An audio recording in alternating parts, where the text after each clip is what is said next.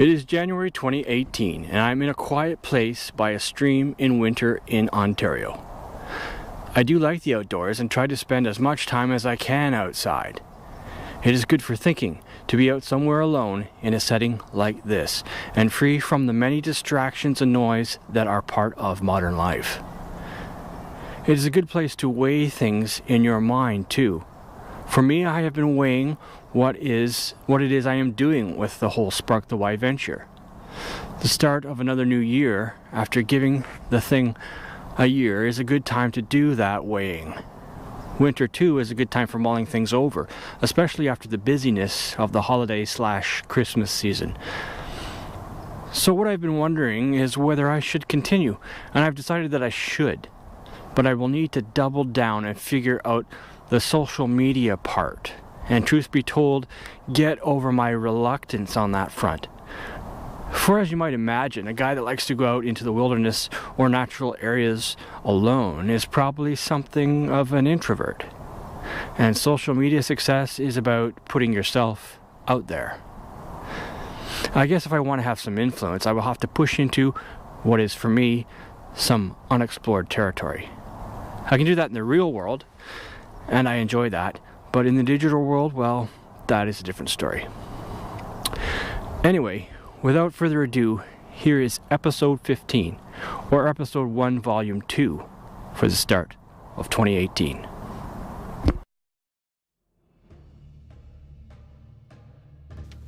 It's the start of another new year. Better call the newspaper up. I peppered the last episode, just before Halloween, with tragically hip lyrics, as part of that episode was in tribute to the passing of Gord Downie. Many may recognize the first two lines this time as another example of hip lyrics that are highly appropriate for the time of year. Seasons change, and the rhythms of life must respond. These are things we accept because things like seasons are beyond our power, even though the combined activities of human beings are said to be altering even normative functioning of the seasons. That is the kind of thought that can get some people feeling a little glum. To entertain the idea that we might be having such an effect on something as fundamental to life on Earth as the seasons themselves is to encounter something quite unsettling. For where does it end if the trend continues? I suspect that most people do not ponder this sort of thing for too long because, well, who wants to feel glum and unsettled all the time? Besides, our social reality has so many built-in things to garner our attentions and to be distracted by and with that we do not have to ponder such weighty things for too long. The previous episode was built around a metaphor of our reality in an attempt to try to locate, broadly speaking, where things are at. The pendulum swing was that metaphor. The trouble is that to use that metaphor is to try to guess where things are at within our civilization, and you can never be sure to have an objective measure where the pendulum is within its swing. It is subject to the argument that is being made. Is the thing still swinging further into the darkness, or is it now traveling toward the light? It is sort of like our view of the pendulum is in part informed by the kind of person we are. If you are a mostly positive person, you might look primarily at the positive developments in the world and then declare with your evidence that things are looking up. So the pendulum must be swinging back to the light. The trouble is, the reverse is also true. If you tend to focus on the negative, you can easily find evidence to make the case that this pendulum has not swung all the way to the dark side just yet. This is a big problem. Does it make the idea of the pendulum as a metaphor a useless one? I don't think so. Just because we are unlikely to agree upon where this thing is within its swing doesn't mean that we can't find the idea useful. We can find the idea useful when we look to history with a kind of hindsight and awareness that there are indeed periods of darkness as well as periods of light and hopefulness. And that, in and of itself, can be a positive thing, as you can have hope for a return to the light when you find yourself in the dark. If there is a particular thing that is important to having at least some idea where we are at in the pendulum swing of our social reality, then it must be tied to mood. Specifically, it would be tied to a kind of sum total of social mood. Anecdotally, that can be a tough thing to gauge. How do you know for sure how many optimists are out there as opposed to pessimists? And of course, it is a kind of scale, isn't it? It is seldom one or the other. Also, people are extraordinarily complex. A given person might be an optimist when it comes to one issue and a pessimist on another.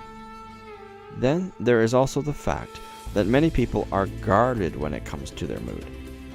Some people will tell you exactly how they are feeling, but others will put on a brave poker face and seem like they are in a profoundly happy place, and yet they are not. Take Facebook status updates.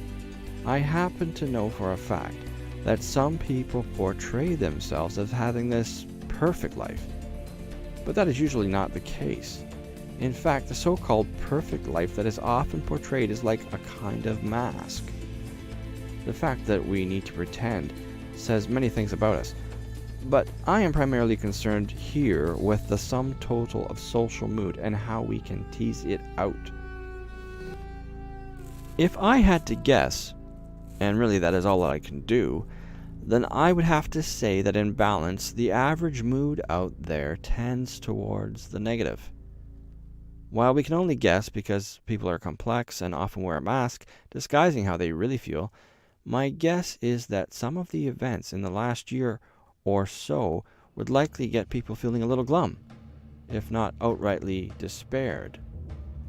The events of the last year or so factor into what I've discussed on this Spark the Why vlog. If there is a way to talk about a whole year and sum up what has been happening on Earth, it would be through a reference to change itself. Change as a phenomenon, like strong winds blowing through our lives, moving everything not tied firmly down, upturning some things and smashing others. Even if you were able to be secure, you were and are likely feeling some anxiety with the wreckage that is all around us.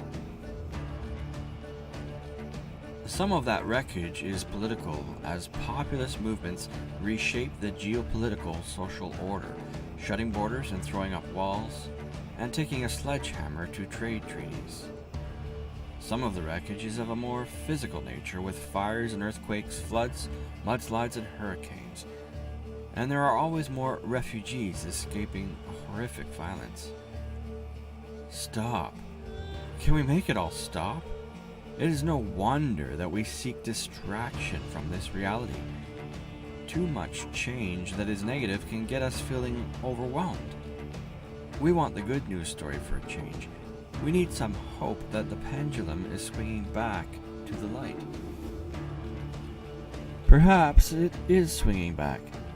Maybe people finding their voices and speaking out against injustice and abuse is a signal. People are fed up, and many are banding together to say, enough. This way of doing things is over. We demand change for the better. To swing this thing back into the light. Spark the Why was envisioned partly as a way to ask fundamental questions about our reality when it became apparent to me that the world was getting a shake-up and a lot of our old ideas about things were seeming to fail, or at least be inadequate to addressing the levels of change we were encountering. The start of another new year is a natural time to take stock as you try to figure out where you are going. Individuals do this sort of thing and resolve to make changes for the better in their lives as they demarcate a fresh start with the new year. This is something that we rarely do at a societal level, because social change requires a great deal of political will and a kind of piling on of individuals advocating in a lobby effort of will. we can tire of the process and get distracted by all the many diversions too easily, and the desired change can fizzle.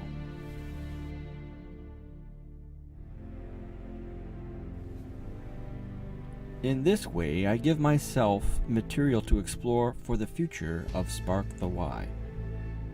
For how do we cultivate a sense of the need to persevere? I sense that having a better sum total mood could go a long way towards engendering the outcome that so many desire. The better sum total mood can come out of believing in ourselves. There are many positive things which we do not always appreciate in our rushed lives that can aid in making that better mood. And, on the other hand, the awareness of existential threats, while at first glance seem like a negative, can actually function as a powerful motivator. It is important to internalize to a little degree what those existential threats mean. It requires taking things which are abstract to our experience and making them a presence in our lives. The threats are real, and some of them are more real than they've been in a couple of generations. Here I point to the nuclear threat.